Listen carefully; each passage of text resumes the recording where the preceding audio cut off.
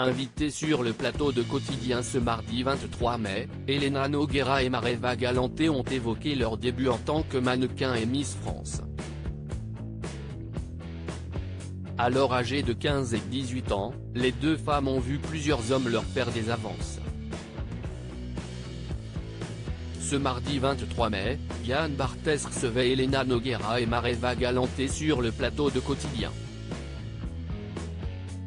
Amies depuis plusieurs années, les deux femmes assurent actuellement la promotion de Paris Tahiti, un album dans lequel l'ancienne Miss France interprète des chansons en hommage à son île natale et écrites par la demi-sœur de Lio.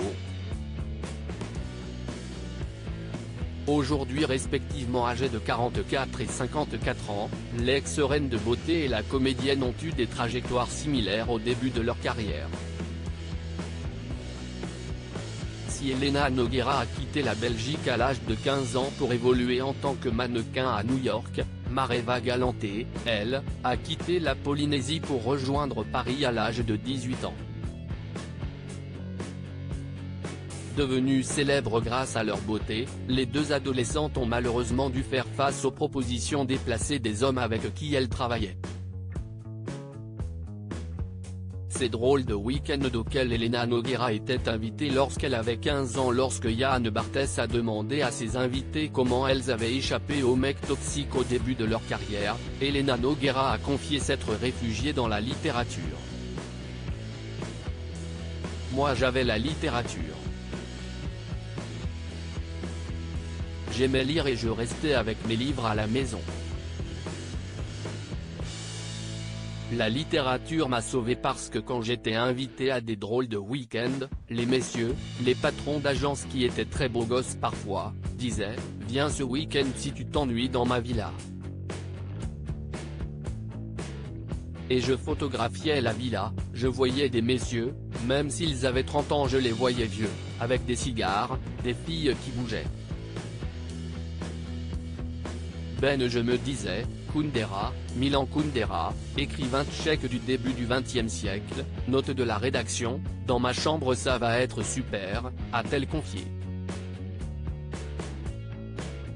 Et de préciser, je me sentais pas en danger, attention. Mais c'était l'instinct. Quand ça s'est présenté à moi, je disais non, confie Mareva Galante de son côté. Mareva Galante a confié avoir vécu le même type d'expérience. Je découvrais un monde qui n'était pas le mien, qui n'était pas ma culture ni mon environnement. Donc effectivement, les trucs un peu bizarres, on les sent, on se dit, mais pourquoi il m'invite lui ?